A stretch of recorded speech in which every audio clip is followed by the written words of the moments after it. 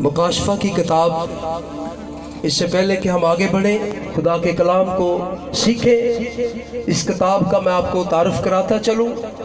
मुकाशफा की किताब, यीशु मसीह का मुकाशफा जब किताब शुरू होती है, कई लोग जो है मैंने उनसे सुना है, वो कहते हैं जी ये मुकाशफा यूहन्ना आरिफ का मुकाशफा है।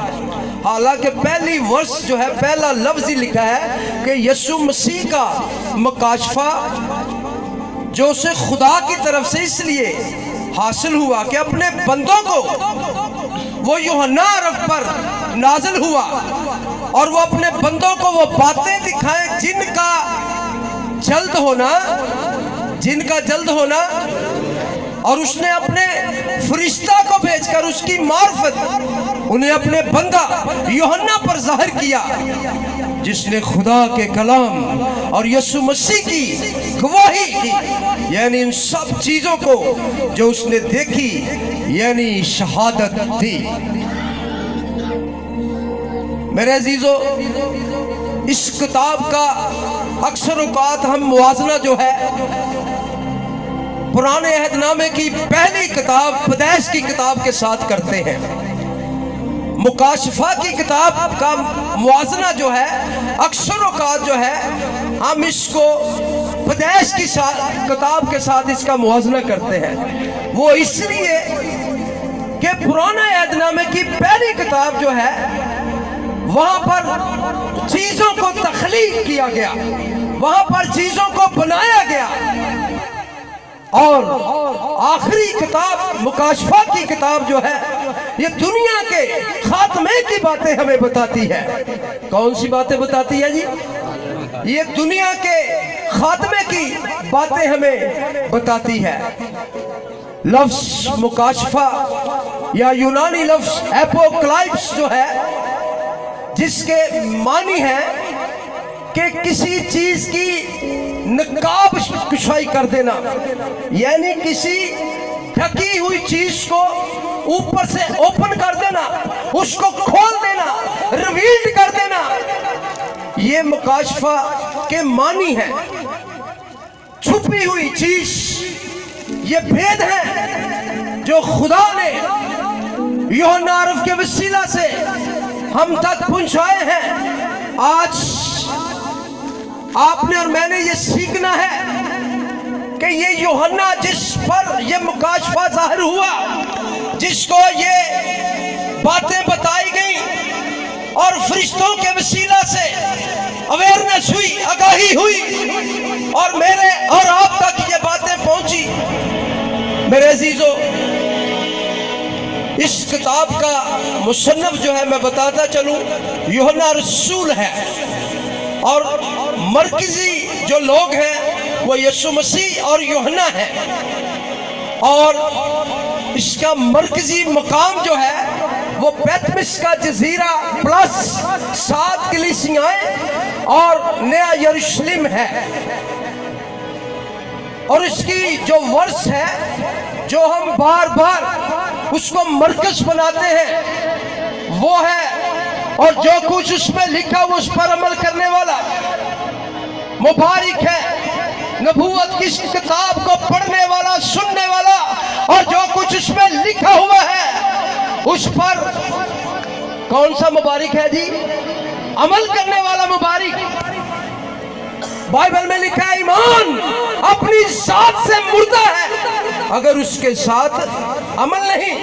फिर यीशु मसीह फरमाते हैं मेरे भाई और मेरी बहनें वो हैं जो मेरे कलाम को सुनते और उस पर अमल करते। बात अमल की है। किताबें खोली गई और उन किताबों में एक किताब, यानी कौन सी किताब? किताबे हयात। अफसोस की बात है अगर हमारे नाम इस किताबे हयात में लिखे हुए ना मिले तो फिर हमारी जगह कौन सी होगी? हाँ जी, कौन सी जगह होगी? दूसरी मौत जो आग की झील है। मुबारक है वो जो पहली क़यामत में शरीक है। उन पर दूसरी मौत का कोई इख्तियार, उन पर दूसरी मौत का कोई इख्तियार। तैयारी किस चीज की कर रहे हैं? ये कौन सी आमद है जिसकी हम तैयारी कर रहे हैं? आपको किस चीज का इंतजार है? हाँ जी, किसका इंतजार है?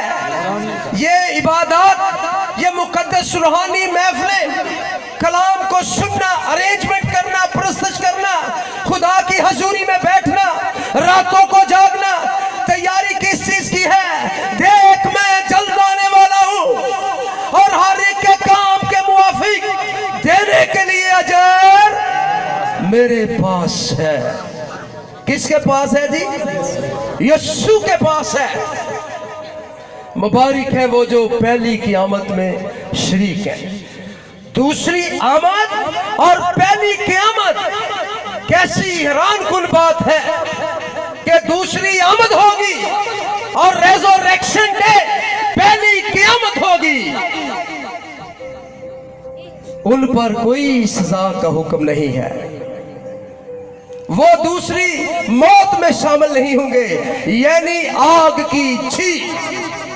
किताबें जो खुलेंगी वो अमालों की, आपके अमलों की किताबें, मेरे और आपके जो इमाल हैं, जो हमने जमीन पर बीज बोए हैं, जो हम मेहनत कर रहे हैं, जो हम तैयारी कर रहे हैं आसमान की बादशाही में दाखिल होने की, वो किताबें खुलेंगी और फिर उन किताबों में से सबसे अफजल किताब लिखा बर्रे के नाम जो है, इस किताबे हयात में अफजल लोगों के नाम होंगे जो बर्रे की कलीसिया है, उसके खून से धुले हुए लोग हैं, उनके नाम इस किताब में लिखे होंगे। मेरे अजीजों, ये यूहन्ना रसूल जो है, इससे पहले तमाम रसूल जो है वो शहीद हो चुके हैं। किसकी वजह से, कैसे शहादत हुई? सिर्फ यीशु मसीह की गवाही देने की वजह से। अमाल की किताब में आप पढ़ते हैं कि तुम सामरिया, यहूदिया, यरूशलेम, बल्कि जमीन की इंतहा तक मेरे क्या रहना। ये वही गवाही है। इसलिए नहीं कहा कि जिसके पास गवाही है उसके पास जिंदगी है, और जिसके पास जिंदगी है उसके पास यीशु है। हालेलुया! यीशु के लिए जोरदार तालियां बजाएं, जोरदार। इस किताब के जो है 22 बाब है और ये 404 आयतों पर मुश्तमिल है। सन 90 से सन 95 में दो मतियान बादशाह के हाथों कलीसिया मुसीबत के अंदर वक्त गुजार रही थी, अज़ायर सानियों में शामिल थी, बड़े परेशान थे, लोग कत्ल किए जा रहे थे। जो गवाही देता था उसकी गर्दन उतार दी जाती थी, उसकी टांगे काट दी जाती थी। बड़ा गर्व का वक्त था, गवाही ऐसे नहीं दी जाती। अब ये आखिरी रसूल यूहन्ना रसूल, जिसको पैतमस के जजीरे के अंदर बंद कर दिया, असीर कर दिया, इसलिए कि वो यीशु का गवाह है। वो यीशु का क्या है? यहाँ पर जितने हम सब बैठे हैं हम यीशु के गवाह हैं। और याद रखें कि यूहन्ना रसूल ही जिंदा था, बाकी सब शहीद हो चुके थे। दरअसल ये किताब जो है, मुकाशफा की किताब जो है, ये यीशु मसीह की कामिल शनाख्त को मुनकशिफ करती है। किसकी शनाख्त को जी? यीशु मसीह की कामिल शनाख्त को ये मुनकशिफ करती है। यूहन्ना रसूल पर जो मुकाशफा उतरा, और यीशु मसीह जिसने कहा मैं अव्वल हूं, मैं आखिर हूं, मैं इब्तदा हूं और मैं इंतहा हूं। यीशु ने ये बातें ऐसे नहीं कह रहे, मैं अल्फा और ओमेगा हूं। ये लफ्ज एक है। जैसे आप किसी बाब की एक आयत पढ़ते हैं, उसके दो हिस्से होते हैं, इस लफ्ज के हिस्से दो हैं, मानी एक है। एक लफ्ज है अल्फा और ओमेगा, अल्फा यूनानी ज़बान के हरूफ तहज्जी का पहला हरफ है और उसका आखिरी हरफ जो है वो ओमेगा है। यीशु मसीह अव्वल है और वो आखिर है, वो अबदी है। यीशु ने यूहन्ना से कहा, जब यूहन्ना के साथ कलाम किया, जब यूहन्ना पर जाहिर हुआ, जब ये बातें हुई एक दूसरे के साथ, ये सारी बातें एक कलाम की सूरत में हुई, तो यूहन्ना कहता है, गवाही दे रहा है कि उसके दाहिने हाथ के अंदर 7 सितारे थे। हालेलुया। उसके दाहिने हाथ, सीधे हाथ के अंदर हिकमत की किताब, सुलेमान की किताब, इमसाल की किताब कहती है उसके दाहिने हाथ के अंदर उम्र की तराजी है। हालेलुया। यूहन्ना कहता है उसके दाहिने हाथ के अंदर 7 सितारे और उसका चेहरा चमकता था जैसे देरी के वक्त आफताब। ऐसे रोशन चेहरा था क्योंकि नूर तरीकी पर गालिब आता है। आमना सामना हो चुका है। जब मैंने उसे देखा, यूहन्ना कहता है, जब मैंने उसे देखा तो उसके पांव में गिर पड़ा, मुर्दा सा होकर मैं उसके पांव में गिर पड़ा और उसने मुझे ये कहकर मुझ पर अपना हाथ रखा। किस पर जी? मुझ पर अपना हाथ रखा और कहा, खौफ न कर, खौफ न कर, मैं अव्वल हूँ, मैं आखिर हूँ और जिंदा हूँ। मैं मर गया था और देख मैं अब्दुल अब्बाद जिंदा रहूंगा और मौत और आलमे रवा की कुंजियां मेरे पास है। हालेलुया। अख्तियार किसके पास है? देखो मैं अपना अख्तियार तुम्हें दिए जाता हूँ। अमल करने वाले लोगों, खुदा की खिदमत करने वाले लोगों, सुन लो। यीशु ने कहा, देखो मैं अपना अख्तियार तुम्हें दिए जाता हूं। जिसके पास यीशु के अख्तियार, यीशु का अख्तियार है, क्या वो इब्लीस से मार खा सकता है? हाँ जी बताएं जी, खा सकता है कि नहीं खा सकता? नहीं। कौन कहता नहीं खा सकता?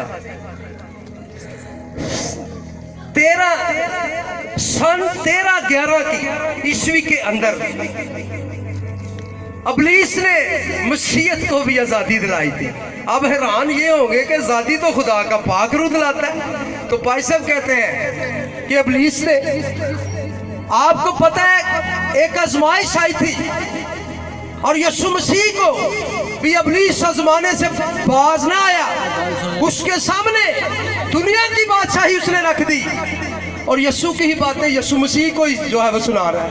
कहता तेरी बाबत लिखा है क्या पत्थर से कि वो रोटी बन जाए। यीशु के पास क्या था? अख्तियार था। क्या था यीशु के पास? सारे बोले क्या था यीशु के पास? मैं अपना अख्तियार तुम्हें दिए जाता हूँ, मैं अपना इत्मीनान तुम्हें दिए जाता हूँ। जो सांप और बिच्छुओं को कुचलो, इब्लीस की शैतान की कुव्वतों पर गालिब आओ। मैं अपना अख्तियार तुम्हें दिए जाता हूँ। उसका वहां पर जोर ना चला। यीशु ने सिर्फ अख्तियार से एक ही बात कही, इब्लीस भाग जा, और वो भाग गया। आज वो आजादी जो है, हमें कौन सी आजादी उसने दी है? क्योंकि यीशु तो उसकी बातों में नहीं फंसा, क्योंकि वो मुजस्सम कलमा था, वो कलाम था और उसके अंदर अपने बाप की मर्जी थी। लेकिन हम मर्जी को भी रखते हैं, हम खुदा को भी रखते हैं, कवानीन भी सीखते हैं, आइन भी सीखते हैं और खुद उनकी तोड़ फोड़ भी कर देते हैं। हालेलुया। जब हमारे सामने इब्लीस ने दुनिया की बादशाही रखी तो हम आपस में ही लड़ने लगे। हमने कहा ये तो भाई ठीक कर, हालात सीधे करो, बाकी चीजें बात ही है। हम इब्लीस के बहकावे में आज 2020 हम अब इब्लीस के बहकावे के अंदर हैं।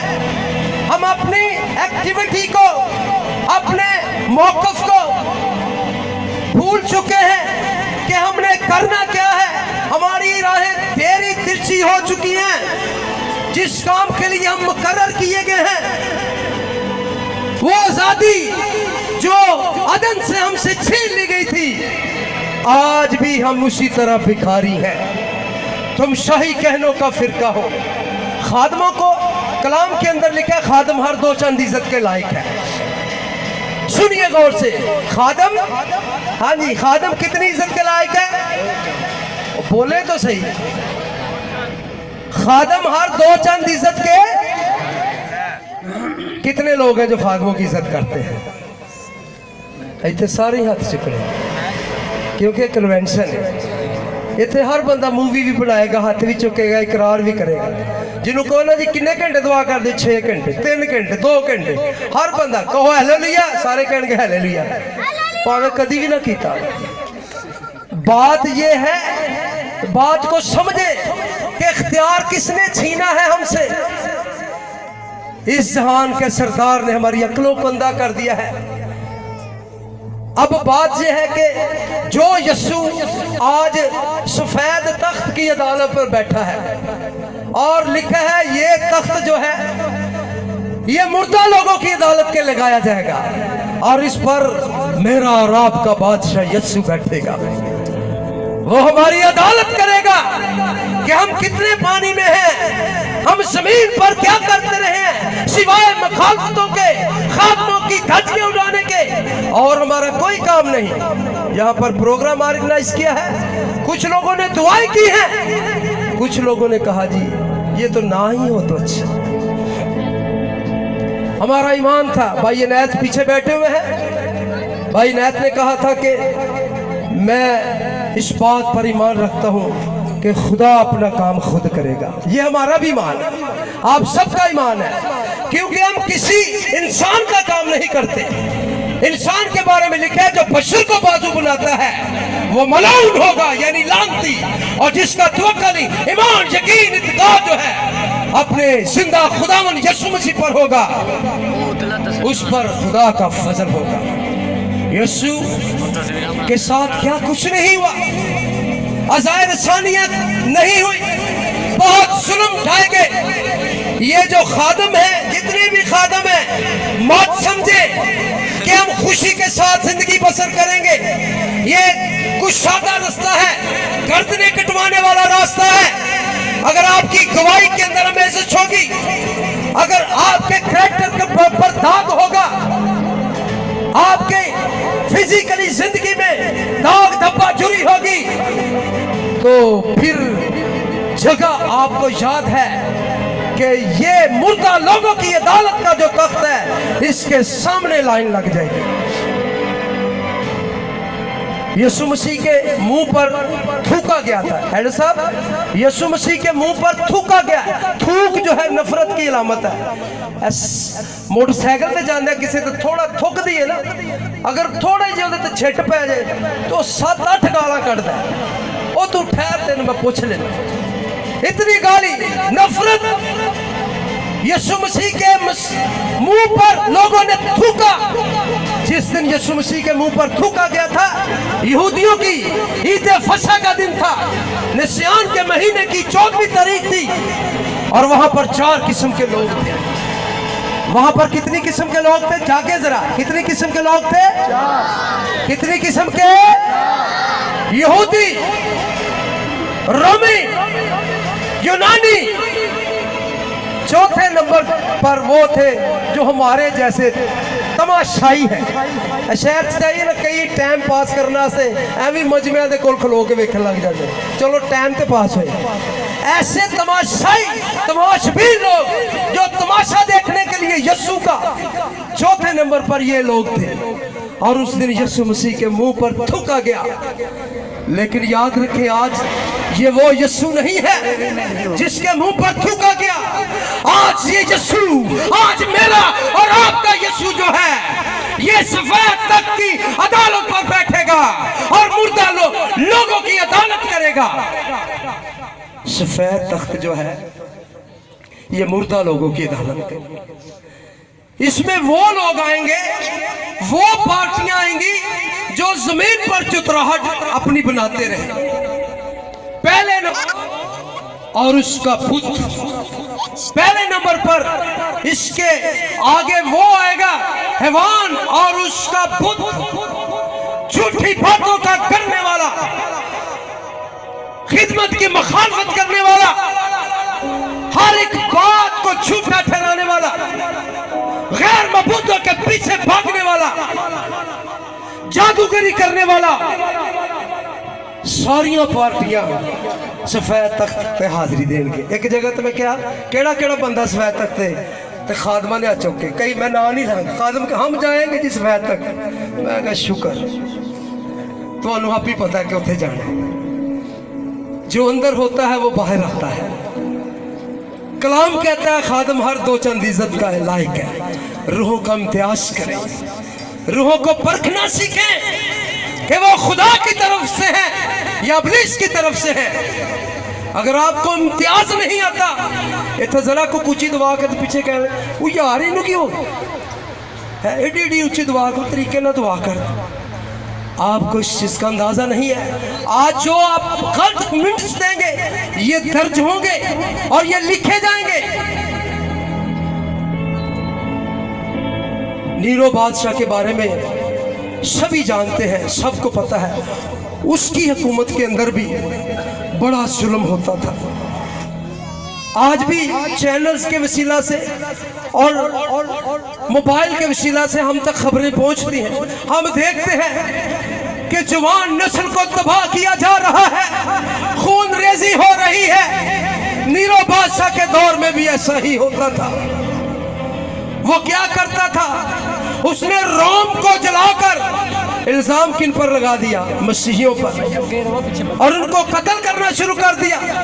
नौजवान बेटियां और नौजवान बेटे जिनको लोमड़ियों और कुत्तों की लाशों के अंदर उनको जो है सी कर उनको अंदर लगाकर और सलीब के नीचे से राल और तेल लगाकर ऊपर उनके बदन को जो है चढ़ा दिया जाता था।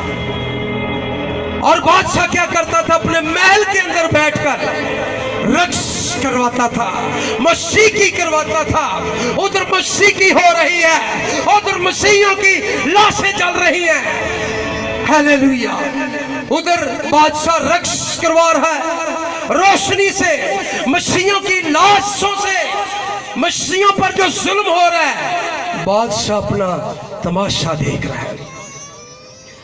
याद रखें, आज ये यीशु वो नहीं है जिसके हम मुंह पर थूकेंगे। जमीन की बादशाही चंद दिनों की है, चंद महीनों की है, सालों की है। लेकिन मेरे अजीजों, खुदा यीशु मसीह जिसने कहा मैं अल्फा और ओमेगा हूँ और इब्तिदा हूँ और इंतहा हूँ, वो हमेशा तक अब्दी और अब्दुल बाद रहेगा। अब बात आ जाती है, आते हैं तख्तों की तरफ।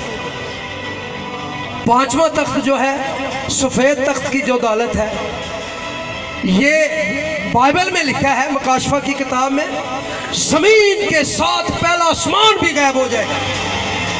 जमीन के साथ पहला आसमान गायब हो जाएगा। आसमान की नहीं दी, हाँ जी भाई कह रहे 7 आसमान। बेटियों में से कोई बताएगी, भाई नायत बताएंगे जी, ऊपर हाथ करके ऊंची आवाज से।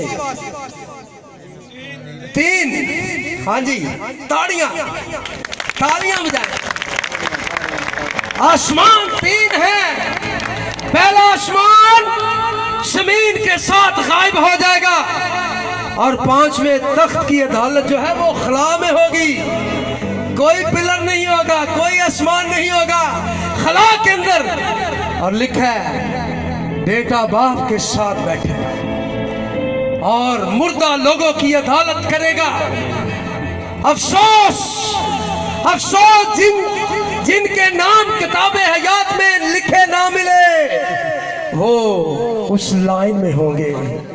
फिर सारे मुर्दे, आलमे रवा भी अपने मुर्दे दे देगा, अथाह घड़ा भी अपने मुर्दे दे देगा, समंदर भी अपने मुर्दे दे देगा। अब फर्क ये है, कई लोगों को इस चीज का भी अंदाजा नहीं है कि अथाह घड़ा और आलमे रवा जो है ये जमीन के नीचे है, ऊपर नहीं है। आलमे रवा और था गड़ा जो है ये जमीन के नीचे है, और आग की झील जो है वो जमीन के ऊपर है। हालेलुया। मुबारक है वो जो पहली क़यामत में शरीक होंगे। क़यामतें भी दो तरह की हैं। एक पहली क़यामत, एक वो है जो जिल्लत की क़यामत है, एक वो है जो मुकद्दसों की क़यामत है। मुकद्दसों की जगह कहाँ होगी? नई जमीन और नया यरूशलेम मुकद्दसों की जगह ये है, और मुर्दा लोगों की जगह आग की झील। आग की झील के अंदर अपने अपने गिरेबान में झांकना शुरू कर दे। क्या मेरी तैयारी आसमान की बादशाही की है या नहीं है? अगर नहीं तो अफसोस। मौतें भी दो हैं। पहली मौत वो है जो हम पैदा होकर मर जाते हैं, जिसके बारे में लिखा है हर चीज का एक वक्त है, पैदा होने का और मरने का। ये पहली मौत है। दूसरी मौत वो है, दूसरी मौत वाले जिन्होंने बपतिस्मे लेने अपने हाथ खिला रहा जरा सज्जा तुते करो। बैप्टाइज लोग जो है, रासबाज लोग अपना हाथ ऊपर करें। ये है वो दूसरी मौत। ये है वो लोग जो मसीह में मरते हैं। इसलिए अगर कोई मसीह में है तो वो नया मखलूक है। पुरानी चीजें जाती रही और देखो सब, देखो सब, देखो सब। और बोलो तो सही, पुराने और नवे हो जाओ। पुरानी चीजें जाती रही, देखो सब, देखो सब। इसलिए अगर कोई मसीह में है तो वो नया मखलूक सताए भी जाएंगे।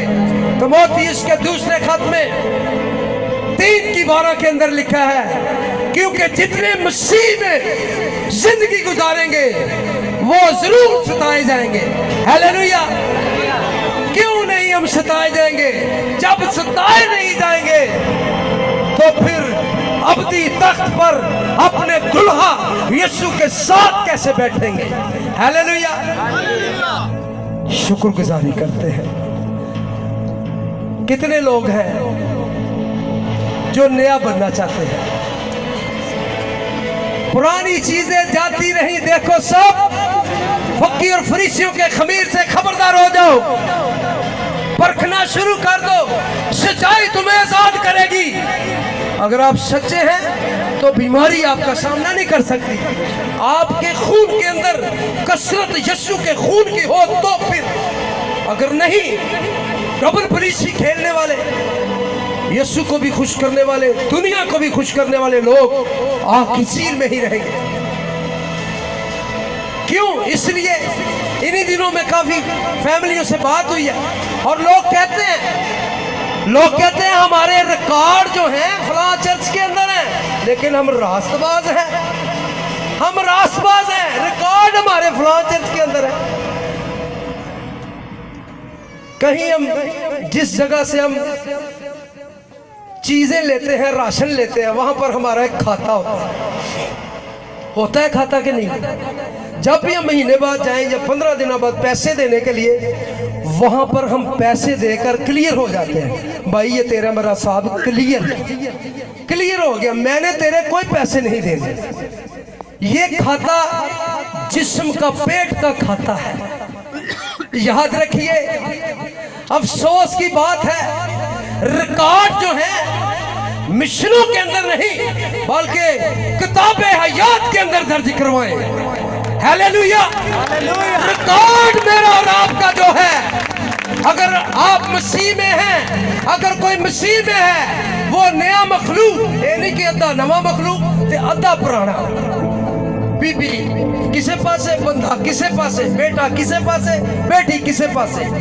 पूरे दिल, पूरी जान, पूरी कुव्वत के साथ एक दिल, एक जान, एक रूह, एक ईमान होकर तू खुदावंद अपने खुदा के हुजूर झुकना और उसे सजदे करना, क्योंकि तारीफ तमजीद हमद और सताइश सजदों के लायक अकेला बादशाह का बादशाह। हालेलुया। पांचवा तख्त कौन सा है जी? हाँ जी, पांचवा तख्त एक ही लिखा सामने, सफेद तख्त। पांचवा तख्त है मुर्दा लोगों की अदालत के लिए। बार बार इसलिए कह रहा हूं कि सोचे समझ ले, कोई ये ना कह दे हाँ जी मैं सफेद तख्त पे जाना। ये मुर्दा लोगों की अदालत के लिए होगा और खला के अंदर होगा। टोटल तख्त कितने हैं जी, कोई बताएगा? खादमों के अलावा, खादम नहीं, कलीसिया में से बेदार कलीसिया, यीशु के साथ रफाकत रखने वाली कलीसिया, उसका बदन है। स्टूडेंट है आप, सीखते हैं, मुझे पता है आप क्लासेस भी लेते हैं। आसमान के ऊपर कितने तख्त हैं? आसमान कितने हैं? 3। पहला आसमान जमीन के साथ गायब हो गया। और आपको पता है कि जब आमद होनी है ना दूसरी, यीशु ने लेने के लिए आना है, तो उस वक्त पहला यीशु साढ़े तरले पांदा रहे, असी अगे अगे यीशु पीछे पीछे। अब लिखा है वो आएगा लेने के लिए और उसके कदम जमीन पर नहीं टिकेंगे, बल्कि उसकी कलीसिया हवा में उड़कर उसका इस्तकबाल करेगी। वो लोग जो मुकद्दसीन हैं, जो रास पास हैं, वो उड़ेंगे। और दूसरी आमद का मकाम क्या है? बामकाम किस जगह पर होगी? पहाड़ कितने हैं? पहाड़ भी मशहूर पहाड़ जो है, बड़े पहाड़, वो 3 हैं दुनिया के अंदर। आसमान 3 है, पहाड़ भी 3 है। एक पहाड़ वो है सेऊन का पहाड़, जिस जगह पर यीशु जाकर दुआ करता था और उसका पसीना खून की बूंदें बन बन कर गिरता था। सेऊन का पहाड़, दुआ का पहाड़, और कोई सीना का पहाड़।